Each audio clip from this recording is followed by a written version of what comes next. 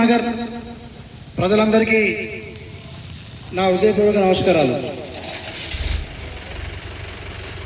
బసంత నగర్ ప్రజలారా,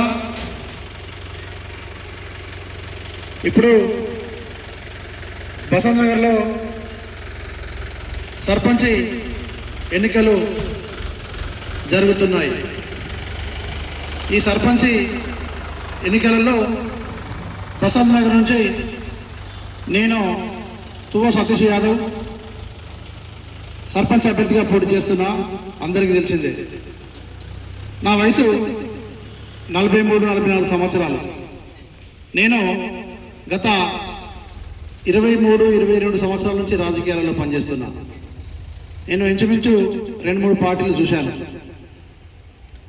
బసంత నగర్ అంటే ఎక్కడి నుంచో బతకచ్చి ఇక్కడ బతకడం కోసం వచ్చిన కాబట్టి ఈ సమస్యలు, ఇక్కడ ఏం జరుగుతుంది, ఈ దుమ్ముకు ధూళికి, ఈ వ్యవస్థకు, ఇక్కడ నిరుద్యోగం లేదు, ఇవన్నీ నాకు చాలా బాధ అనిపించి ఈసారి సర్పంచ్గా పోటీ చేయడానికి మేము ముందుకు వచ్చిన.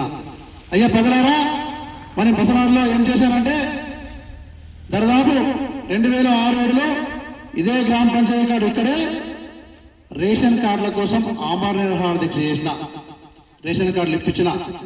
ఇది నిజం. తర్వాత ఐఎంఎస్ఎస్ స్కూల్ ప్రైవేటీకరణ చేస్తా అంటే చేయొద్దని చెప్పేసి ఇక్కడ స్థానికంగా చాలామంది పెద్ద మనుషులకు ఐఎంఎస్ఎస్ స్కూల్ ప్రైవేటీకరణ చేస్తే నష్టం జరుగుతుంది అని ఇప్పుడు పోటీలో ఉన్న కొందరు ముఖ్యులు, ప్రముఖులు, విద్యావేత్తలు అందరికీ చెప్పడం జరిగింది. అప్పుడు ఎవరు నాకు సహకారం చేయలేదు. ఈరోజు ఐఎంఎస్ఎస్ స్కూలు గవర్నమెంట్ నుంచి వెళ్ళి తొలగిస్తే, ఏదైతే గవర్నమెంట్ అటెన్షన్లో ఉన్నాయో తొలగిస్తే ఐఎంఎస్ఎస్ స్కూల్లో ఉన్నటువంటి గవర్నమెంట్ టీచర్లు వేయరు. ఐఎంఎస్ఎస్ స్కూల్లో మధ్యాహ్న భోజనం బంద్ అయింది. ఆ స్కూల్లో ఉన్నటువంటి విద్యార్థులకు ఏదైతే గవర్నమెంట్ ఇచ్చే బుక్స్ బంద్ అయినాయి. మిడ్ డే మీల్స్, ఇంత గవర్నమెంట్ నుంచి వచ్చే కోడిగుడ్డు ఏదైతే ఉందో అది కూడా బంద్ అయింది. సిబిఎస్ఈ సిలబస్ చేస్తానో చేయలేదు. దాని విషయం కూడా నేను ఐఎంఎస్ఎస్ స్కూల్ విషయంలో అప్పుడు కలెక్టర్ గారికి, అప్పుడు విద్యాధికారికి, మండల జిల్లా విద్యాధికారులకు కాంప్లిమెంట్ చేస్తే గతంలో కూడా నన్ను ఉద్యోగం తొలగించారు. ఇది నిజం. మరియు కంపెనీలో నేను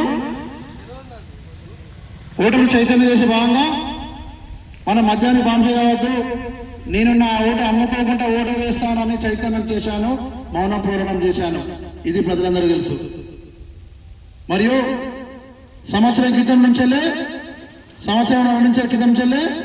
గ్రామ పంచాయతీ కోసం ఇక్కడ గ్రామ పంచాయతీ ఉండే, ఇందులోనే మండల ఆఫీస్ ఉండే, ఇందులోనే ఇవన్నీ ఉన్నాయి కాబట్టి ఇక్కడే గ్రామ పంచాయతీ కట్టేయాలని ఇక్కడే నేను నిరాహార దీక్ష చేయడం జరిగింది.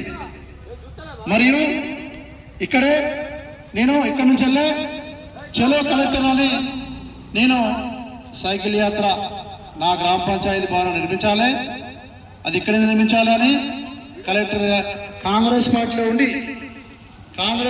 ఉండి కూడా ఇక్కడ రాజకీయం ఏమవుతాయి ప్రోగ్రాం పెట్టిన దానికి గౌరవ ఎమ్మెల్యే గారు అధికారులకు తెలియపరచడం జరిగింది.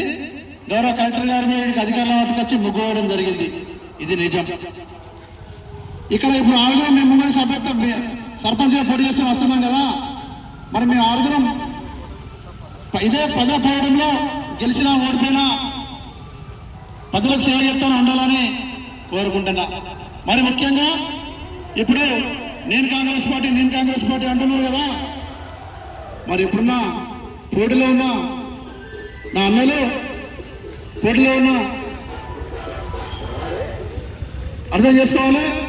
ఇప్పుడు పోటీలో ఉన్నటువంటి వాళ్ళు కాంగ్రెస్ పార్టీ సభ్యత్వం చేయించాక ఏడవేనా అడుగుతున్నా. కాంగ్రెస్ పార్టీ ఇప్పుడు గుర్తొచ్చిందా అడుగుతున్నా. అంటే అధికారం వస్తే కాంగ్రెస్, ఓడిపోతే ఇంకోటి. అధికారం ఉంటే వేరు, లేకుంటే వేరు. ఇక్కడ మా అభ్యర్థులను గ్రహించండి. అభ్యర్థులం నిన్న మొదటి వరకు ఏ చెట్టు కింద వెళ్ళినవయ్యా, ఏ జెండా మోసినవయ్యా అని కూడా ప్రజలు ఆలోచించాలి. అవన్నీ గమనిస్తారు. కాంగ్రెస్ పార్టీలో సభ్యత్వం చేయించే రోజు ఎవరు రాలే. ప్రతిపక్షంలో ఉన్నప్పుడు కష్టానికి సుఖానికి ప్రతిపక్షంలో ఏం జరుగుతుంది? మీటింగ్లో పోవాలి, జెండాలు పోయాలి, పార్టీ ప్రోగ్రాంలు చేయాలి. అధికార పార్టీ ఏమైనా ఆదేశిస్తే పోలీసులు కూర్చోవాలి. మరి ఇవన్నీ జరగంగా, ఇవన్నీ చేయంగా కాంగ్రెస్ పార్టీలో ఎవరున్నాయా? ఒకసారి ప్రజలు ఆలోచిస్తారు. ప్రజల మీద నాకు పూర్తి విశ్వాసం ఉన్నది. ప్రజలు తగిన గుణపాఠం చెప్తారు. బసంత్ నగర్ అంటేనే ఎప్పుడేం చేయాలనేది తెలుసు, ఎప్పుడేం చేయాలని తెలుసు. మరి ఈ ప్రాంతానికి సంబంధించి ఒక పెద్ద అధికారి పోషన్ నుంచి వచ్చింది కదా, ఈ బసంత్ నగర్ గ్రామ పంచాయతీ ఇవన్నీ పట్టాలు చేయించుకోగా ఓ అధికారి గారు, మరి మీకు పవర్ ఏమైంది, మీ అధికారతనం ఏమైంది, మీ కళ్ళు ఎక్కడ పోయినాయ్యా అని అడుగుతున్నా. అయ్యో నేను ఆ రాష్ట్రానికి అది, ఈ రాష్ట్రానికి ఇది, కేంద్ర ప్రభుత్వం తెలుసు, రాష్ట్ర ప్రభుత్వం తెలుసు, బసంత్ నగర్ ప్రభుత్వం ఎందుకు తెలియలేదా నీకు అని అడుగుతున్నా. ఈ బసంత్ నగర్లో ఈ భూమి పట్ట చేయించుకున్నది ఎవరో నీకు ఎందుకు తెలియలేదు, నువ్వు ఎందుకు మాట్లాడలేదు?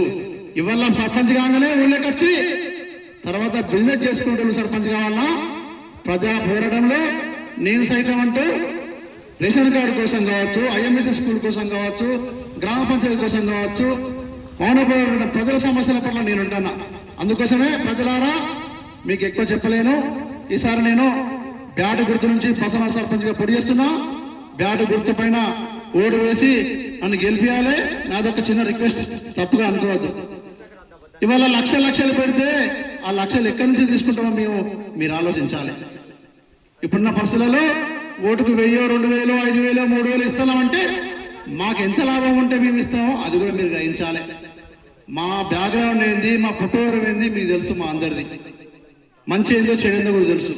ఒక్కసారి ఆలోచన చేసి మీరు ఏదైనా సరిపోనిది అని చూస్తే 5 సంవత్సరాలు మీ జీవితాలను మాకు కట్టయినట్టు. ఇక్కడ మన పరిస్థితి నాకు తెలుసు. అందుకోసమే దయచేసి ప్రతి ఓటర్కు పేరున ఆలోచించి ఎవరైతే కష్టపడతారో, ఎవరైతే మన గ్రామ పంచాయతీ కాపలా కుక్కలో ఉంటారో వాళ్ళనే గెలిపించుకోవాలి. ఆ కాపలా కుక్కలో నేను కాపలా కుక్కలో ఉంటానని తెలియపరుచుకుంటున్నా. ఒక అవకాశం ఇవ్వండి, బ్యాటు గుర్తుకు ఓటేయండి. అందరికీ ధన్యవాదాలు. ఇప్పటితోటి నా ప్రచారం కూడా ముగిస్తున్నాను. ప్రచార టైం కూడా అయిపోతుంది కదా మరికొద్ది సేపట్లో. అందుకోసమే లాస్ట్ మాట్లాడదామని. ఇదే ప్రాంతంలో కూకున్నా, ఇక్కడనే కూకున్నా, ఇక్కడ ఎక్కడ నేను ఇక్కడ కూర్చుని ఉండేటప్పుడు నాకు ఏమనిపించిందంటే, ఇక్కడ ప్రజలందరూ పోతా అంటే వస్తా అంటే కొందరు అన్నారు, అరే నీకేం రోగం ఆరా, నీ ఎమ్మడి ఎవరు లేరురా, నువ్వేం చెప్తున్నావురా, పెద్ద ఉన్నారు కదా అదే ఇక్కడ కూర్చుంటే రేషన్ కార్డు ఇప్పించిన, ఇక్కడ కూర్చుంటే గ్రామ పంచాయతీ సమస్య బసంత్ నగర్ నుంచి వెళ్ళి కలెక్టర్ దగ్గర సమస్యను అక్కడ తీసుకొచ్చిన. నాకు ఒక్కసారి అవకాశం ఇస్తే ఏం చేస్తున్నాను కూడా ప్రజలందరికీ తెలుసు. ఒకసారి అవకాశం ఇవ్వండి, బ్యాటు గుర్తుకోడేయండి. అందరికీ ధన్యవాదాలు.